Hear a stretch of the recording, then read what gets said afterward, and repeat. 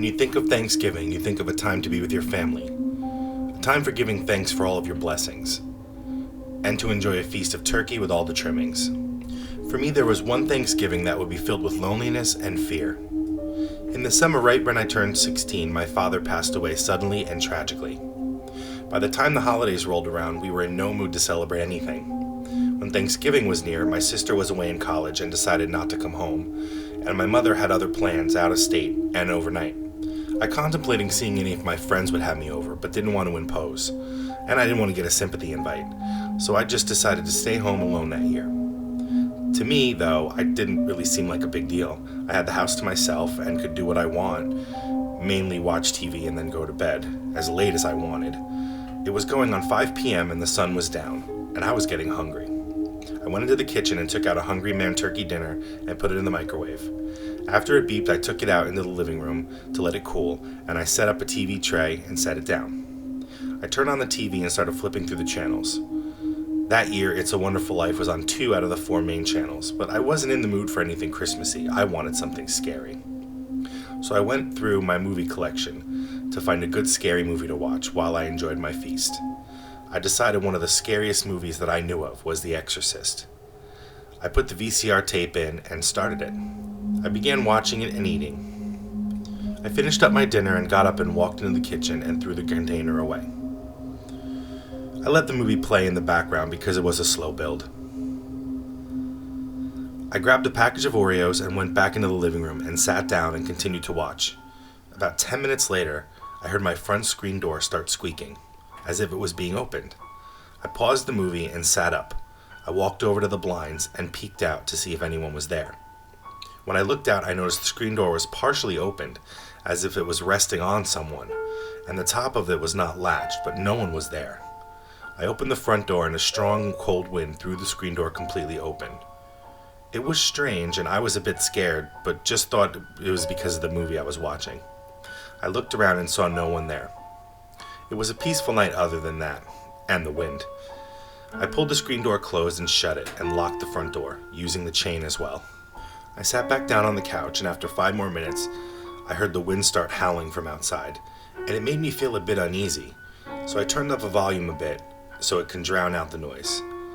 Then the sound died down after a few minutes, or I just forgot about it, and then I heard another sound. On the other side of the house, I heard the screen door of the sliding glass back door opening aggressively. I paused the movie again, but was hesitant to get up and check, because a swinging screen door in the wind is explainable, but a sliding screen door isn't, unless someone's trying to open it, physically. I knew I had to check, but I really didn't want to. Then a wave of terror rushed over me, and I wondered, did I actually lock the back door? So I rushed over and was standing in the entryway to the kitchen, and was staring right at the door. It was too dark to see outside.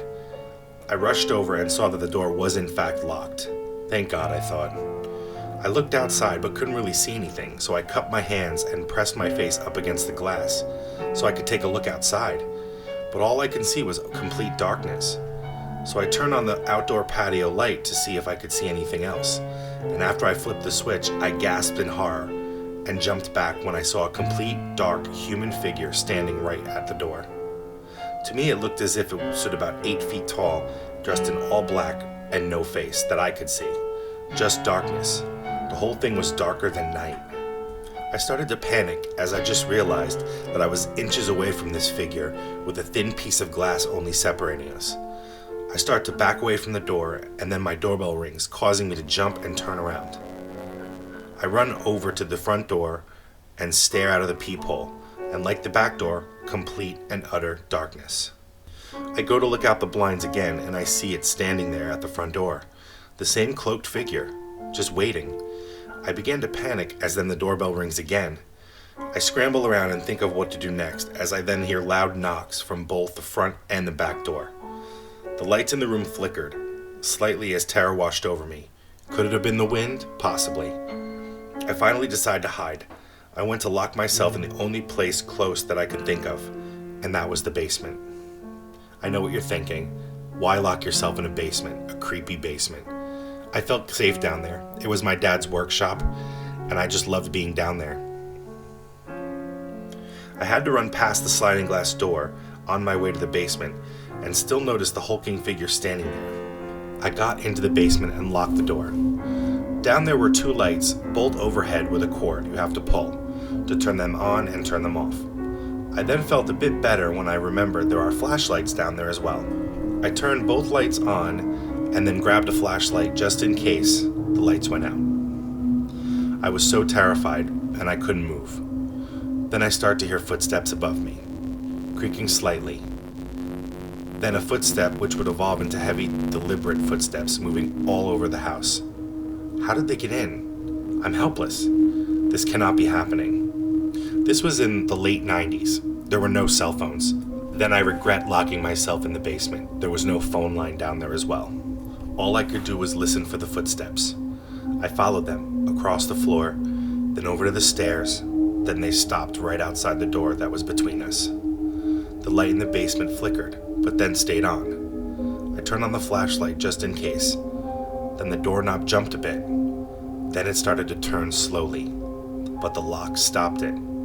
Then followed by furious turns back and forth, followed by loud thuds and knocks. This thing was throwing itself up against the door. The lights in the basement began to flicker wildly. I screamed, "Leave me alone!" And the noises stopped abruptly, but the light stayed on. I was ready to open the door and make a mad dash towards the front door and get out of the house. But I waited to hear the footsteps, but all I heard was silence. They were still there on the other side of the door, waiting for me to open it up. And then who knows what would happen to me. So I waited and heard nothing, not a single sound from the house. I put my ear up against the door to see if I could hear any movement, and then I heard a deep, gravelly sigh traveling through the door, and a wave of terror ran over me. Then I heard loud, audible, heavy breathing. Then it was followed by one last thud. That thud almost made me fall down the stairs behind me, but I caught myself. I went to the corner of the basement and sat on the couch, clutching the flashlight, and I stayed there in fear for what felt like an eternity, until I actually dozed off. I woke up and looked at the clock on the wall, and it said it was a little after 2 a.m. I decided enough was enough. I looked for a weapon, but all I could find was my dad's old golf clubs. So I took one of them out and prepared for battle. I walked up to the door with the club raised in one hand, and I opened up the basement door. It opened up with a creak, and I put both hands on the club and was ready to swing as I left the basement. I walked upstairs and into the living room. I felt a cold chill hit me as I noticed my kitchen window was wide open. That's obviously how they got in. I closed it and latched it locked, and turned and searched every other room, closet, and hiding place I could think of, and I was alone. That put me at ease, so I put the club down and went to pick up the house phone to call my mom to see how she was. Then I stopped dead in my tracks, not because I realized it was 2 a.m. and it was way too late to call her. I realized the kitchen window that was open couldn't have been the way they got in, because it was at least 30 feet off the ground. There's nothing for anyone to stand on to get in. Every door was still locked. Nothing was broken, no windows. How did they get in? Did I just imagine all of this? Was it because The Exorcist was on? I'm not sure, but it felt completely real to me. I was still scared, but I still wanted to go to bed. I double-checked all the doors, made sure they were locked, and under my bed just to make sure I was still alone. I turned on my television to the TV Guide channel, just for background noise and a little light. And after a while I did fall asleep. Nothing really happened after that. To this day, it still confuses me and scares me at the same time. Was someone pranking me? Did someone break in? Was it supernatural? Or was my mind playing tricks on me because The Exorcist was on? Either way, it was a very strange experience.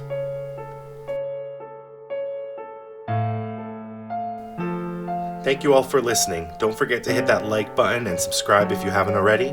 Happy Thanksgiving to all of you, and I hope to scare you all soon.